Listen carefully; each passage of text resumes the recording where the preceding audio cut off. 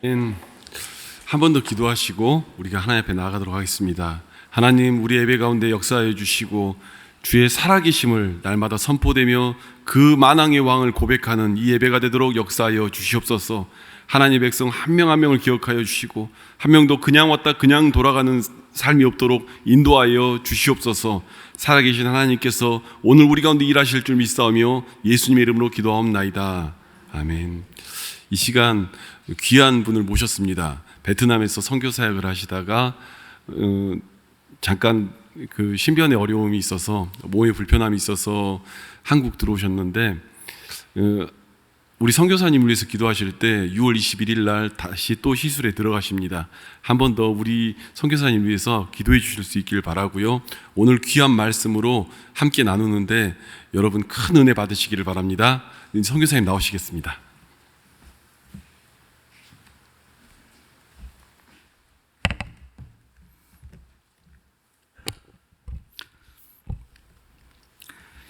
할렐루야.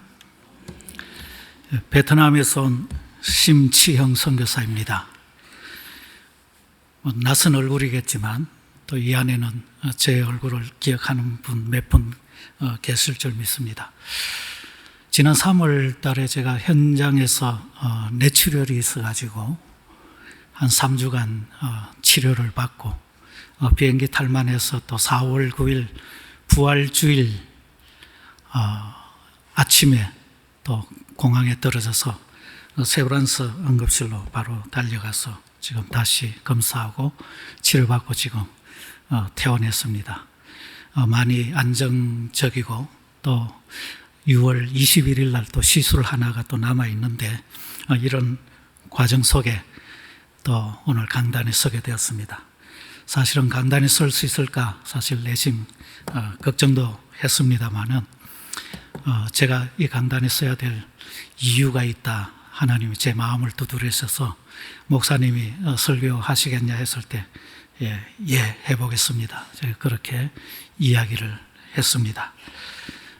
왜냐하면 이 평안교회는 늘 제 가슴 속에 또 이렇게 기도하는 교회 중에 하나고, 제가 대학부 3년을 또 고등부 교사로서 또 이곳에 섬겼던 교회이기도 합니다. 사진을 찾아보니까 딱 4컷 사진이 남아있더군요.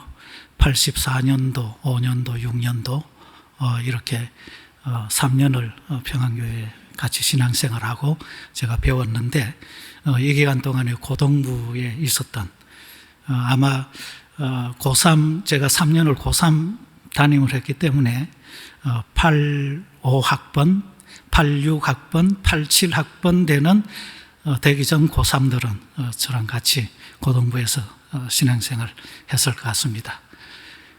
그리고 혹시나 사진을 뒤져보니까 저 컷이 나오고, 저게 그때 우리 반 학생들 또 선생님들 찍은 사진들이 있더라고요. 최영미 사모님도 있고, 그리고 일부 예배 또 오니까 안내하시면서 환하게 맞아주시는 예쁜 권사님이 계시던데 고혜정 권사님이 계시고, 일부 때 기도하는 집사님이 있으셨는데 고영준 집사님이, 변한 게 하나도 없이 그때 그 모습 그대로, 머리 조금 빠지고 한 것 빼놓고는 그대로예요.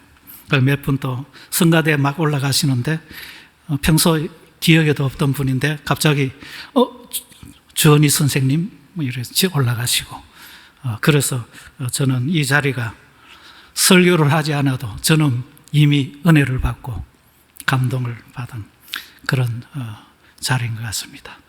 설교 해보겠습니다, 하겠습니다 이야기한 게 너무 감사하고 또 은혜다. 개인적으로 그런 은혜의 이 자리, 이 예배가 저의 개인적 예배입니다. 이제 오늘 같이 우리 사랑하는 성도 여러분들과 같이 나누고 싶은 말씀 제목은 위대한 고백입니다.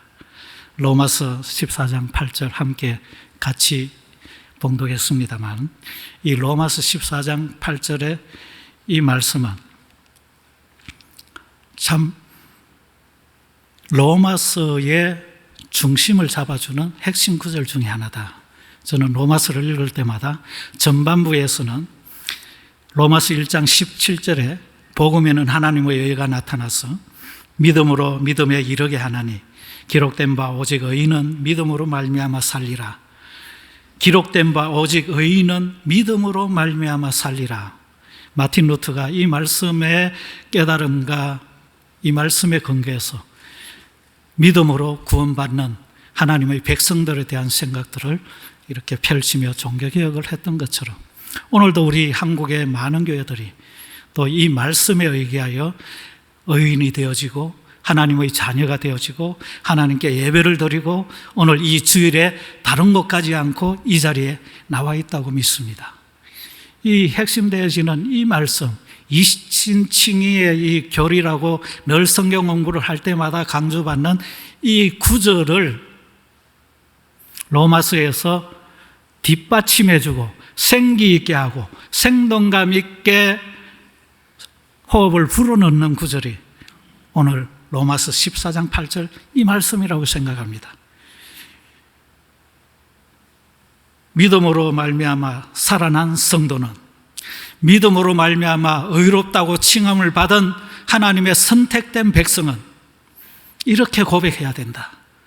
우리가 살아도 주를 위하여 살고 죽어도 주를 위하여 죽나니 그러므로 사나 죽으나 우리가 주의 것이로다. 그래서 이 고백이 위대한 고백이다. 저는 이렇게 제목을 붙인 것입니다. 로마서 14장 8절이 위대한 고백인 이유가 분명합니다. 이신칭의로 시작된 이 로마서 성경 자체를 삶의 실천으로 균형 잡게 하는 고백이기 때문에 그렇습니다. 우리가 입으로만 시인하고 입으로만 주여 주여 하는 자들이 아니라 우리의 삶과 생활 속에서 주를 위하여 살아내는 내 몸에서 예수 그리스도가 존귀하게 되게끔 그렇게 살아가는 그런 고백이기 때문에 위대한 고백인 것이죠. 살아도 주를 위하여 죽어도 주를 위하여 산다라고 그렇게 표현하고 있습니다. 이 얼마나 가슴 뛰는 고백입니까? 일편단심, 이 용어 하나로 한국 사람들은 전부 다 감동을 받고 그렇게 사랑하기를 원하고 그렇게 충성하기를 원하는 감성을 가진 민족이 대한민국 한국 국민들 아닙니까? 바울이 살아도 주를 위하여 죽어도 주를 위하여 한 거예요.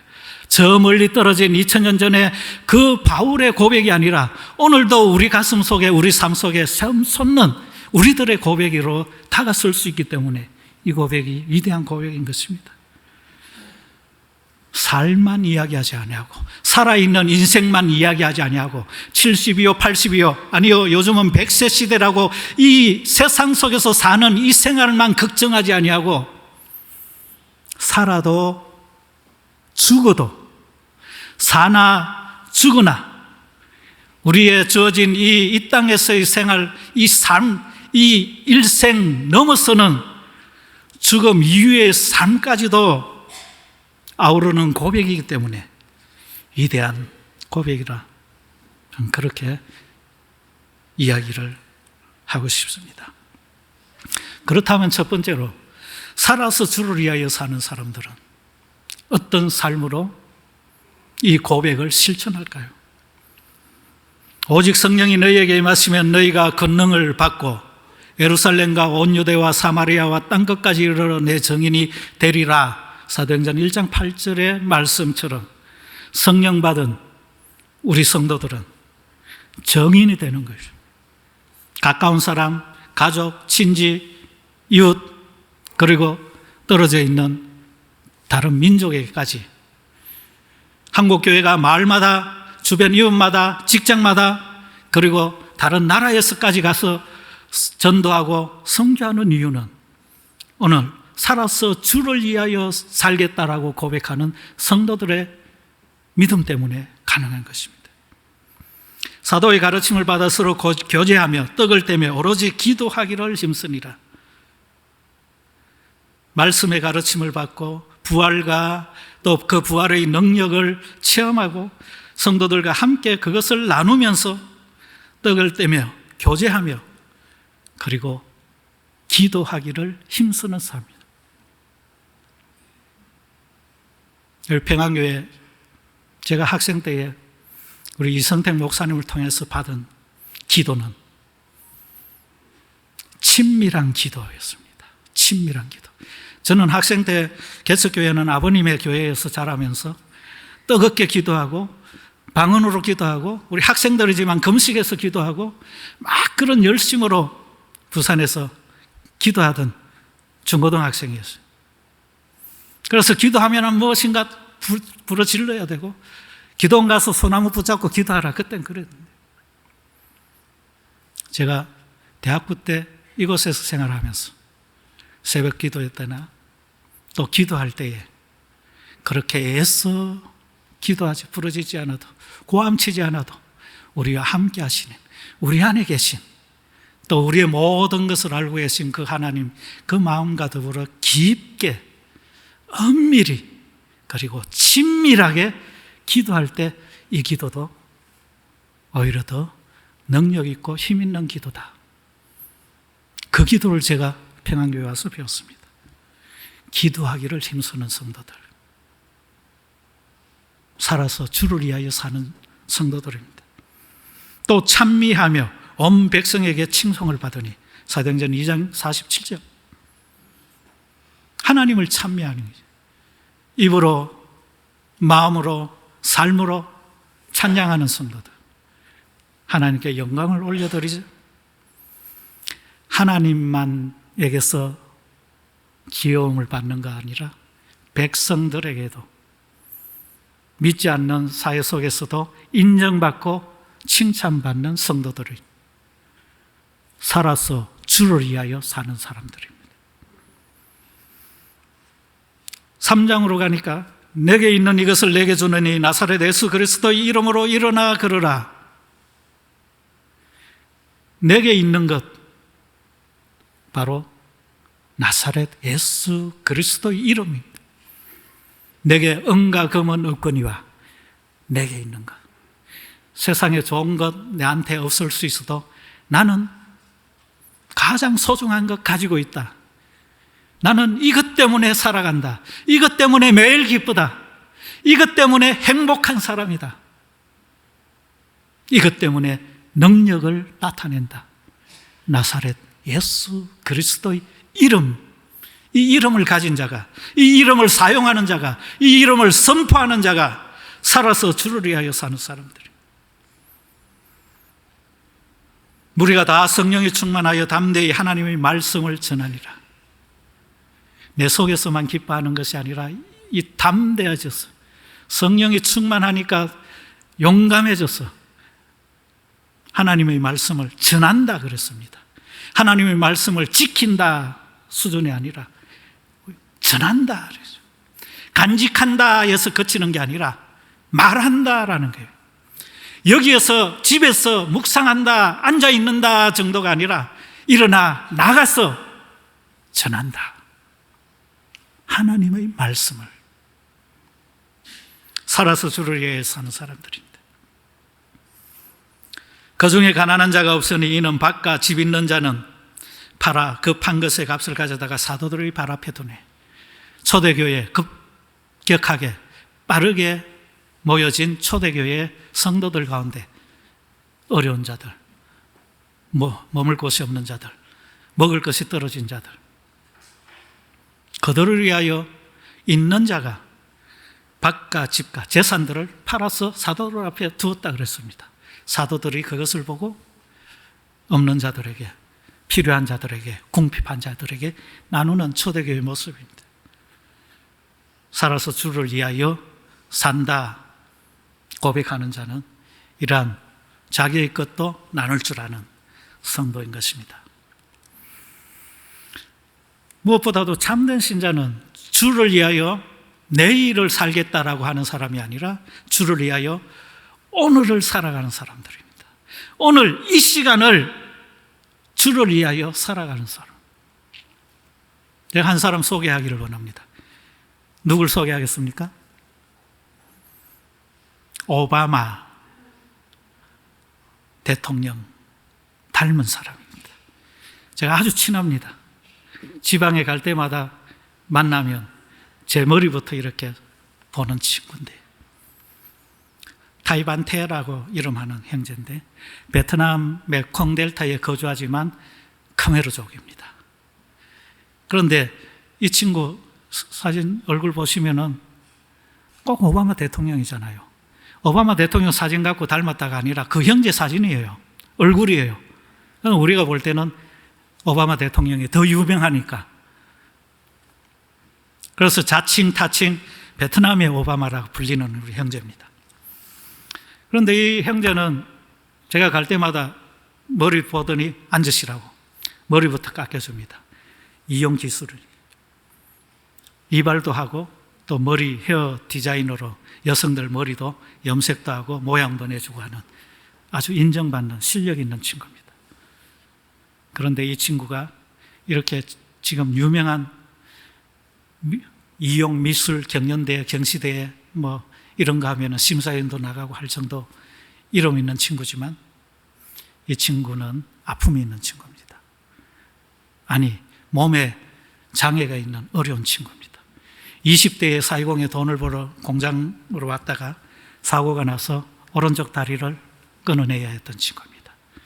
한창 젊은 20대에 돈 벌고 가족들을 먹여 살리고 내가 앞으로 행복하게 잘 살겠노라고 꿈을 갖고 사이공에 왔는데 일을 하다가 다리를 잃어버렸습니다. 절망, 좌절, 또 내가 살아서 못하나 하는 포기 등등의 부정적인 용어들을 갖고 고심할 때 그 공장에 함께 있던 교회 나가는 마음 착한 아저씨가 위로해주고 격려해주고 보살펴주고 예수님을 소개받았습니다. 불행이 있고 아픔이 있고 좌절이 있었지만 절망 속에 이 친구가 어찌할 바를 몰랐지만 예수님을 소개받고 나니까 기도라는 것을 알게 되어지고 그럼 나는 어떻게 할까요? 기도하기 시작했습니다. 하나님, 예수 그리스도도 그 사랑하는 아들을 나를 위해서 보내주시고 십자가에 달려 죽게 하시고 부활하게 하셨는데 그 능력 저도 받기를 원합니다. 저는 어떻게 무엇을 해야 할까요? 기도하는데 하나님이 지혜를 주셨어요. 네 다리가 불편해서 힘들고 어려운 것 안다. 그런데 내 손은 멀쩡하지 않느냐? 아, 손은 멀쩡하구나. 손으로 할 수 있는 게 무엇일까? 기도하다가 지혜를 받고 이 손으로 할 수 있는 걸 찾아서 이발을 할 수 있고 미용을 할 수 있고 하는 기술들을 배운 거예요. 어느 정도 하게 되니까 양이 안 차서 유용할 것 잘하게 해주십시오. 집안에 있는 돈, 부모님한테 돈 탁 구워가지고 하노이에 올라가서 유명하고 비싼 미용 학원에 가서 등록해서 헤어 디자인을 배우고 입상도 하고 그리고 시골 고향으로 내려와서 이발소 미용실을 동시에 이렇게 차렸습니다.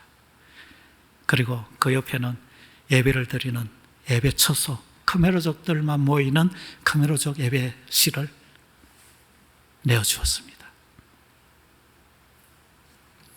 이 사진 보시면요, 성탄절인데 코로나 직전에 마지막 성탄절을 12월 달에 성탄절 전도 집회를 하고 또 초청한 형제들과 같이 찍은 사진입니다. 사진 보면은 좀 특이하죠? 전부 다 한 다리에 장애가 있는 형제들입니다. 내가 내 어려움, 오늘을 불행 속에서 주저앉아 있지 않고 자기가 예수 그리스도를 만나고 오늘을 기쁘게 살 수 있으니까 나가서 동일한 아픔을 가진 형제들에게 이야기를 합니다. 봐, 나도 한쪽 다리 없잖아. 의족이잖아. 그런데 나는 이렇게 행복하게 살 수 있어. 다 예수님 이 땅에 오셔서 주신 기쁨이야. 예수 믿으면 마음이 평안해. 그리고 열심히 살 수 있어. 그래서 3명, 자기까지 4명이 이렇게 성탄 예배 마치고 같이 이렇게 환하게 웃으면서 찍은 사진입니다. 오늘을, 현재를 주님과 동행하며 주님이 주시는 모든 기쁨과 능력을 가지고 최선을 다하여 살아가는 삶의 모습입니다. 두 번째는 주를 위하여 죽는 성도. 죽어도 주를 위하여 죽는다 했습니다. 이게 뭔가 다 순교해야 되는가? 아니요. 순교라는 거창한 말을 꺼내지 않아도 모든 성도는 주를 위하여 죽는 성도입니다. 아멘입니까? 무시무시합니까? 나는 조금 더 살래요입니까? 아니요. 오늘 불러 가시더라도 그리스도 안에서, 주 안에서 죽는 자는 복되다 그랬습니다. 죽는 것으로 끝나는 인생이 아니기 때문에 그렇습니다. 사도행전 20장 23절 24절에 보면 바울이 밀레도에서 에베소 장로들에게 이렇게 이야기를 합니다. 오직 성령이 각성해서 내게 정언하여 결박과 환난이 나를 기다린다 하시나 내가 달려갈 길 주 예수께 받은 사명 곧 하나님의 은혜의 복음을 증언하는 일을 마치려 하면은 나의 생명조차 조금도 귀한 것으로 여기지 아니하노라. 이 고백은 방금 전 로마서 14장 8절에서 바울이 아직 방문하지 아니한, 그러나 복음의 완성을 위하여 방문해야 될 로마 교회를 생각하며 로마 교회 교인들에게 의인은 믿음으로 말미암아 사는 존재라라고 말을 하기 시작하면서, 그러나 우리는 살아도 주를 위하여 죽어도 주를 위하여 사는 존재들이다 라고 고백하는 이 고백을 한 지 채 몇 개월 안 되는 동일한 시간선상에서 에베소 장로들에게 하는 이야기입니다. 예루살렘 교회로 향하여 가는 여정 속에 고백하는 고백입니다. 그러므로 로마서 14장 8절의 고백의 또 다른 표현이 이렇게 표현되어지는 것입니다. 내 앞에 결박도 있다고 그런다. 예루살렘으로 가지 마라. 거기는 환난이 있다 그런다. 죽을지도 모른다. 기다리는, 너를 침해하고 넘어뜨리려고 하는 세력이 기다리고 있다. 너를 죽이려고 하는 세력들이 얼마나 주변에 많느냐. 가면 안 된다 라고 이야기할 때 하나님의 은혜의 복음을 증언하는 일을 마치게 하기 위하여 나는 나의 생명을 조금 더 귀한 것으로 여기지 않겠다. 나는 가야 하는 그 길을 가는 것이다 라고 교회에 이야기하는 겁니다. 여러분, 우리가 살아서 영광 돌릴 수 있고 죽으면 아무것도 아니야 라고 혹시 믿는 사람들조차도 그렇게 표현하시는 분이 있습니다. 아닙니다. 사나 죽으나 우리는 하나님께 영광을 돌릴 수 있는 존재들이고 교회의 기쁨이 될 수 있는 존재들이고 성도들에게 좋은 영향력으로 그들을 세울 수 있는 성도들입니다. 사도행전 12장 본문을 보시면 한 본문 안에 두 가지 상반된 사건이 나옵니다. 사도행전 12장 1절에서 3절을 보면 그때에 헤롯 왕이 손을 들어 교회 중에서 몇 사람을 헤아려 하며 요한의 형제 야고보를 칼로 죽이니 유대인들이 이 일을 기뻐하는 것을 보고 헤롯 아그리빠가 교회를 핍박하기 시작했습니다. 그런데 그 교회 가운데 박해의 가장 큰 강도 제자들 중에 한 사람 야고보를 잡아와서 칼로 죽였다 그랬습니다. 성경에 기록되어 있는 첫 번째 제자들의 순교의 사건입니다. 7장에 스데반이, 집사 스데반이 이미 돌에 맞아 순교를 했지만 또 12장에 AD 44년 정도 한 10년 후 정도 지난 그 이후에 돌에 맞아 죽은 스데반을 이어서 야고보가 칼로 죽임을 당합니다. 죽었어요. 그런데 동일한 본문과 같은 시간과 같은 사건의 연속성 속에서 이렇게 야고보를 죽이니까 백성들이 너무 기뻐하고 좋아하니까 이 헤롯 왕이 그냥 또 흥이 차서 텐션이 높아졌어. 베드로도 잡자. 그런데 베드로를 잡았습니다. 4절이니까 잡음에 옥에 가두어 군인 내식인 네페에게 맡겨 지키고 사중겹 해서 지키면서 유월절을 백성 앞에 끌어내고자 하더라. 이 베드로도 잡아서 유월절 후에 또 한 번 더 백성들에게 칭찬을 받기를 원했던 헤롯의 계획이 펼쳐집니다. 하나님의 교회가 베드로를 위해서 기도했습니다. 그 위에 그 기도의 응답대로 베드로가 천사의 안내를 받아 풀려났습니다. 한 본문 안에, 한 상황 속에, 한 공간에서 한 사람은 죽었습니다. 한 사람은 잡혔지만 살았습니다. 이게 신자의 삶입니다. 사나 죽으나. 야고보는 하나님께 먼저 부름을 받아서 하나님의 뜻을 이루었고, 베드로는 하나님의 능력으로 풀려나서 하나님의 일을 할 수 있었습니다. 우리 가운데 그 누구도 장담할 수 없습니다. 한 사람은 불려갈 수 있고 한 사람은 남아있을 수 있습니다. 그러나 우리는 영생을 가진 자들입니다. 죽어도 영원한 생명을 누리는 자들입니다. 이게 저와 여러분이 고백하는 성도의 특권, 신자의 특권, 우리들의 고백 아닙니까? 제가 지난 3월 달에는 베트남에서 치료받을 때 중환자실에 있었습니다. 피가 양쪽으로, 위에 뒤쪽으로 두 군데 터졌다 그러고 흔적이 있다 그러고 피가 많이 흐르니까 심한 두통이 왔어요. 심한 두통이 있는데 진통제, 마약성 진통제를 넣고 중환자실에 있으니까 두통을 못 느끼니까 정신은 맑아지네요. 아, 저 중환자실 문을 열고 내가 일어서 나가면 주님을 만날 수도 있겠구나.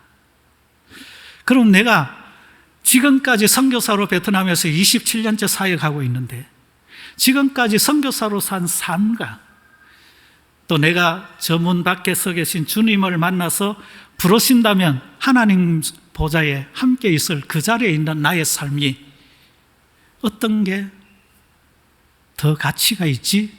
제 스스로 묻게 되더라고요.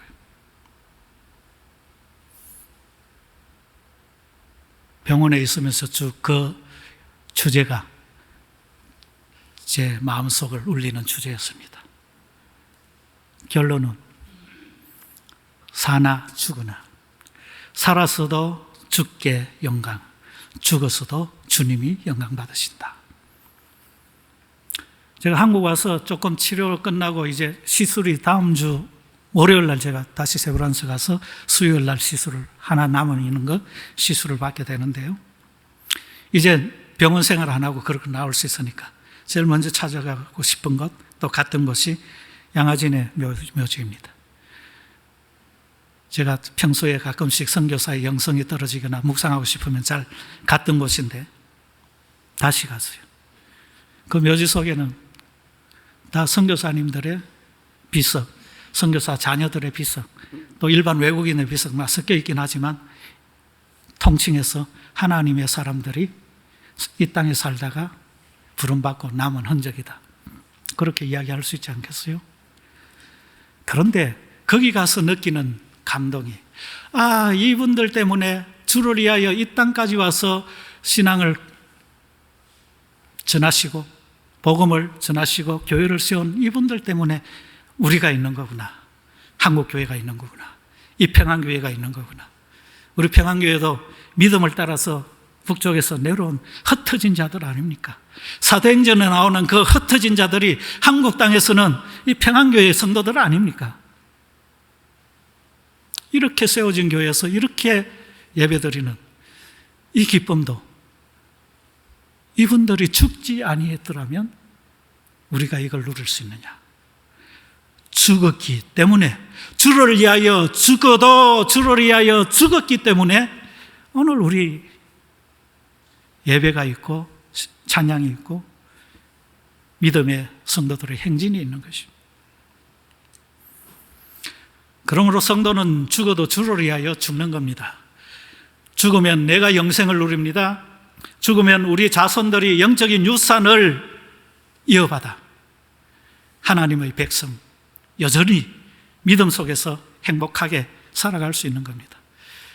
살아있을 때 말썽 피우고 또 어긋나가고 또 교회 잘 다니다가 안 나가던 자녀도 부모님의 죽음 앞에 다시 예배하며 다시 하나님을 찾는 이유도 죽어도 그냥 죽지 않고 주를 위하여 죽으셨기 때문에 그 가정에 그 자손들이 다시 그리스도의 품 안에 들어오게 되는 것입니다.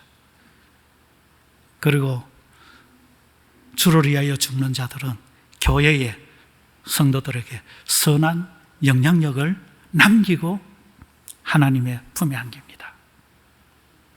예를 들어볼까요? 저는 평안교에서 가장 순수한 20대 초반 3년을 이곳에서 신앙생활을 했습니다. 부산에서 왔기 때문에 기숙사 생활이 일주일에 6일이고 하루 토요일 밤 혹은 주일 새벽에 와서 신앙생활하는 교회가 평안교회가 전부였습니다. 이 평안교회의 신앙생활을 하면서 제가 오늘도 이 평안교회에서 신앙생활을 하며 훈련받고 은혜받은 그 영성을 지금 지니고 있습니다. 우리 사랑하는 이성택 목사님, 방망이 같은 말씀, 굉장히 무게 있는 말씀.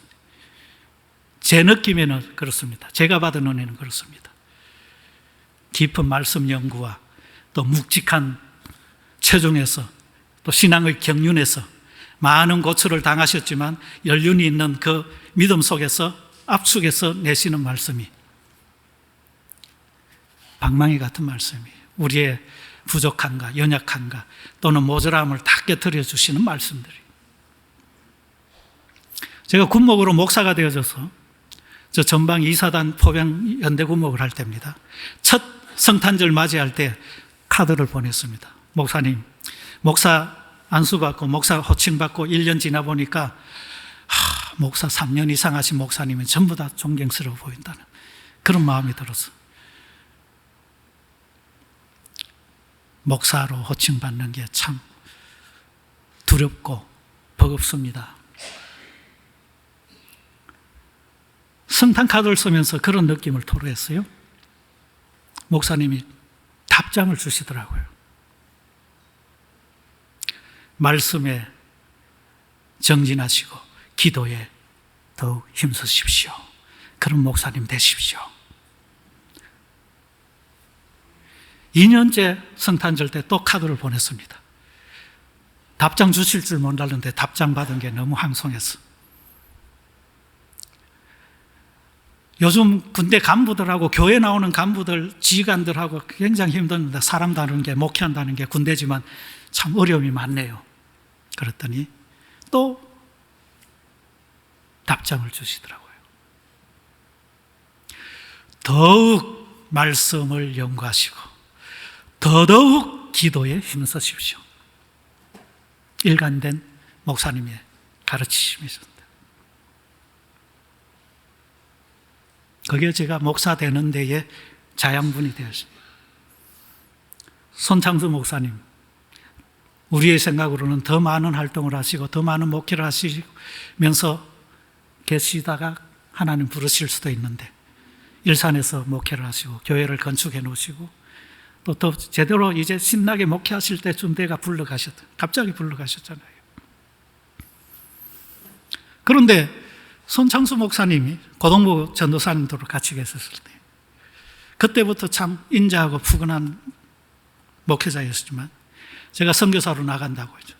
제가 GMS 선교사로 여기 가까이 있는 서대문 교회 선교사로 97년에 파송받아 나갔습니다. 그때 나갈 때 파송교회도 정해지고 또 훈련도 끝나고 나가야 되는데 선교비 후원비가 정한 액정에 조금 모자라서 목사님 제가 다 결정되고 나가야 되는데 총회 기준에 모자라서 서류 심사 전인데 지금 기도하고 있습니다 했더니 그러네 하고 당정을 하고 사인을 해 주셨어요. 그리고 교회에서도 약정해 주시고 우리 심선교사님 어떻게 생활했는지 잘 알기 때문에 우리가 선교지 나가서도 계속 기도하면서 동력하겠습니다.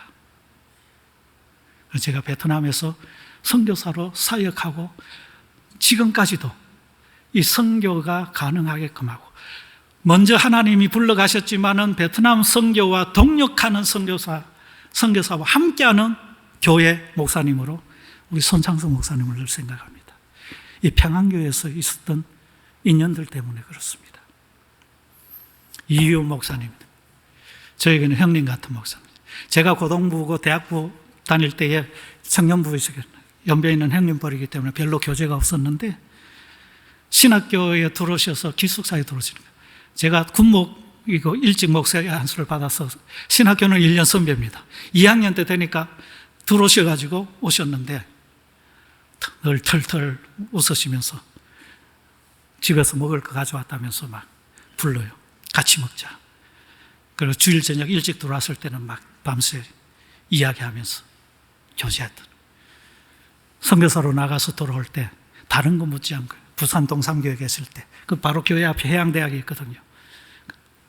그 섬 대학교 안에 또 유리가 큰 분위기 있는 카페 거기서 설교도 준비하시고 차도 마신다고 그런 저를 불러서 힘들지 괜찮아 아이고 뭐 고생스럽지 그러나 힘내 늘 형님처럼 돼요. 그 교회도 같이 베트남 선교를 위해서 기도하고 동력하고 다 하나님이 때가 돼서 부르셨지만 그분들은 저의 선교의 사역의 현장에 제 마음속에서 함께 선한 영향력으로 선교하고 계시는 거예요. 우리 믿음의 성도들이 우리 부모로서 또 선배로서 살아서 영향을 줄 수도 있지만 하나님 일찍 부르시더라도 아니면 때가 차서 또 정한 기일 내에 부르심을 받더라도 죽어도 주님을 위하여 죽는 성도의 삶으로 산다면 하나님은 그것으로 영광을 받으시는 줄 믿습니다. 삶과 죽음을 아우르는 신앙이 우리 성도들의 삶은 죽음과 함께하고 죽음을 짊어지고 이 세상을 살아가는 삶이고 죽어도 죽지 아니하고 영생의 기쁨을 확보하고 그 기쁨을 나눠줄 수 있는 그런 죽음을 준비하는 삶이라는 것을 잊었으면 안 되는 것입니다. 일찍 부름을 받으면 안타깝다. 좀 90, 100세 충분히 이 땅을 사실 만큼 사셨다 부름을 받으면 행복하다가 아니라 모든 성도들은 거듭난 모든 신자들은 성령이 우리 가운데 역사하셔서 성령과 함께하는 모든 교인들은 사나 죽으나 주님의 것들입니다. 살아도 죽어도 주님께 영광을 돌릴 수 있는 존재들입니다.